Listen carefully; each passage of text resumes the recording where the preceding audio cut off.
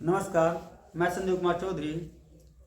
पिछली वीडियो में हम लोग सीखे थे पुष्पी पादपों में लैंगिक जनन के बारे में। तो उसमें हम लोगों ने जाना कि पुष्पी पादप कैसे जनन क्रिया करके कैसे अपने जैसे नए पौधे का निर्माण करते हैं।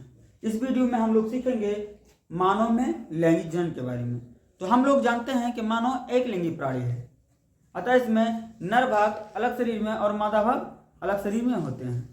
तो मानव में जनन क्रिया करने के लिए जनन तंत्र पाया जाता है, जैसे नर जनन तंत्र और मादा जनन तंत्र। तो इस वीडियो में हम लोग नर जनन तंत्र के बारे में चर्चा करेंगे। तो आइए जानते हैं नर जनन तंत्र किस किस से मिलकर बना होता है। तो नर जनन तंत्र विभिन्न अंगों तथा कुछ सहायक ग्रंथियों से मिलकर बना होता है, जैसे जो होता है विरसड़, अधिविरसड़, शुक्रवाहिनी, शुक्राशय, स्खलन नलिका, मूत्र मार्ग और सीसन, ये सम्मिलित रूप से जनन तंत्र का निर्माण करती हैं। और जनन क्रिया में कुछ सहायक ग्रंथियां भी होती हैं, जिसे कहते हैं प्रोस्टेट ग्रंथ और काउपर्स ग्रंथ होती हैं। तो इसी जनन तंत्र के बारे में हम आज अध्ययन करेंगे। तो देखिए, ये जो विरसड़ होती है लगभग गोलाकार संरचना की होती है, जहां पर शुक्राणुओं का निर्माण होता है। इसी विरसड़ में ही शुक्राणुओं का निर्माण होता है। ये उदर गुहा के शरीर से बाहर दोनों टांगों के बीच सीसन के दोनों तरफ विरसड़ कोश में सुरक्षित रहते हैं। ये शरीर से बाहर इसलिए होते हैं क्योंकि शुक्राणुओं के निर्माण में शरीर के आवश्यक ताप से कम ताप की आवश्यकता होती है। यानी हम कह सकते हैं कि शुक्राणु का जो निर्माण होता है हमारे शरीर के तापमान से उसे कम ताप की आवश्यकता होती है, इसलिए यह शरीर से बाहर होती है। अगर शरीर के अंदर होती तो शुक्राणु का निर्माण नहीं हो पाता, क्योंकि हमारे शरीर का तापमान अधिक होता है और शुक्राणुओं के निर्माण में जो तापमान होता है उसे कम की आवश्यकता होती है। और इस विरसड़ के ऊपर कुंडलित नलिकानुमा लगभग कामा आकार की संरचनाएं होते हैं, जिसे कहते हैं अधिविरसड़। क्या कहते हैं जी? अर्धिविरसड़। यानी जो विरसड़ में शुक्राणु का निर्माण होता है उन शुक्राणुओं का परिपक्वन अधिविरसड़ में होता है। यानी उनका जो परिपक्व होते हैं, उनका पूर्ण विकास मैच्योर जो होते हैं, ये होते हैं अधिविरसड़ में। कहाँ पर होते हैं ये? अधिविरसड़ में। और अधिविरसड़ से के नीचे से ही, दोनों अधिविरसड़ के नीचे से ही एक नलिकानुमा संरचना निकली होती है, जिसे कहते हैं शुक्रवाहिनी। क्या कहते हैं जी? शुक्रवाहिनी कहते हैं। ये शुक्रवाहिनी अधिविरसड़ से शुक्राणुओं को लेकर के स्खलन नलिका तक पहुंचाने का काम करती है। ये जो शुक्रवाहिनी होती है ये क्या करती है? इनकी संख्या 2 होती है, जो अपने अपने ओर के अधिविरसड़ से जुड़ी होती हैं। ऊपर जाकर के मूत्रवाहिनी से फंदा सा निर्मित करके फिर नीचे आकर के स्खलन नलिका से जुड़ी होती हैं। ठीक है, ये क्या करती हैं? शुक्राणुओं को अधिविरसड़ से लेकर के स्खलन नलिका तक पहुंचाने का कार्य करती हैं। ये जो होती है ये होती है शुक्राशय। शुक्राशय एक थैलीनुमा संरचना होती है, जिसमें तरल पदार्थ का स्राव होता है, क्षारीय तरल पदार्थ का स्राव होता है। इसमें से एक छोटी सी नलिका होती है जो शुक्रवाहिनी के साथ मिलकर के स्खलन नलिका का निर्माण करती है। इस शुक्राशय जो तरल पदार्थ होता है ये शुक्राणुओं के साथ मिलकर के शुक्राणुओं को पोषक प्रदान करता है, पोषण प्रदान करता है। क्या प्रदान करता है जी? पोषण। तो यह स्खलन नलिका जो होती है लगभग 2 सेंटीमीटर लंबी होती है, जो कि मूत्र मार्ग में आकर के खुलती है। यहाँ शुक्राणु और तरलीय पदार्थ दोनों मिलकर के वीर्य का निर्माण करते हैं।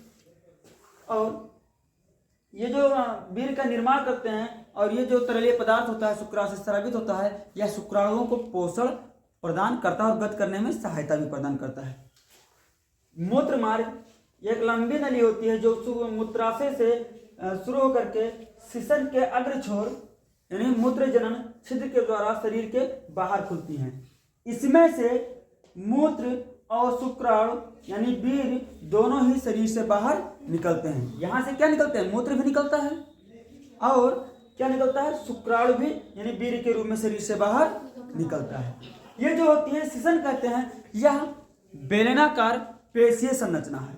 क्या जी? ये जो होती है सीसन जो होती है बेलनाकार पेशीय संरचना है, जिसे कहते हैं मेथुनांग भी कहते हैं। क्या कहते हैं जी?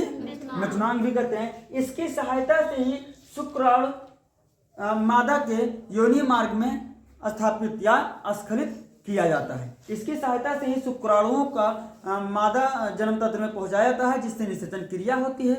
यानी शुक्राणु अंडाणु के साथ मिलकर के निषेचन क्रिया करता है और उसके बाद में भ्रूण बनता है। भ्रूण गर्भाशय में स्थापित होकर के शिशु का रूप धारण करता है, विकास से शिशु बनता है, जिसका फिर अगले पीढ़ी में जन्म होता है, अगले पीढ़ी का संतत प्राप्त होता है। ठीक है ना।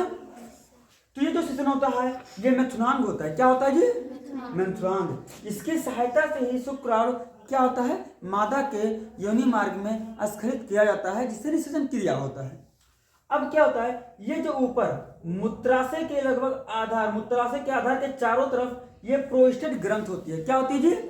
प्रोस्टेट ग्रंथ होती है। यहाँ से एक सफेद दुधिया आकार का लगभग से, यहाँ से दुधिया रंग का या दुधिया तरल पदार्थ स्रावित होता है, जो शुक्राणुओं के साथ मिलकर के लगभग वीर्य का 25% भाग बनाता है। कितने प्रतिशत भाग बनाता है जी? 25% भाग बनाता है। और यह शुक्राणुओं को पोषण भी प्रदान करता है तथा उसे तैरने में आसानी भी करता है। यह इसमें क्या होता है, शुक्राणु आसानी से तैर करके गत करते हैं। ठीक है। इसके पीछे ही स्थित होती है काउपर्स ग्रंथ। कौन सी ग्रंथ? काउपर्स ग्रंथ, जो कि प्रजनन के समय स्रावित होकर के योनि मार्ग मूत्र मार्ग से बाहर निकल करके योनि मार्ग को चिकना बनाती है। क्या बनाती है जी? योनि मार्ग को चिकना बनाती है तथा उसकी अम्लता को दूर करती है। योनि मार्ग को चिकना इसलिए बनाती है कि जब प्रजनन क्रिया होती है तो उसमें घर्षण बल ना लगे, ताकि नर जनन अंग यानी मेथुनांग और योनि मार्ग को कोई क्षति ना पहुंचे। ठीक है ना। तो इस प्रकार से शुक्राणु के निर्माण से लेकर के हम लोग स्खलन तक पढ़े। इस प्रकार से ये प्रजनन क्रिया करके शुक्राणु स्खलित करते हैं, जिससे शुक्राणु मादा जनन तंत्र में पहुंच करके ये मादा युग्मक यानी अंड कोशिका के साथ मिल करके निषेचन क्रिया करते हैं, जिससे नए शिशु का निर्माण होता है। ठीक है ना। समझ में आया जी?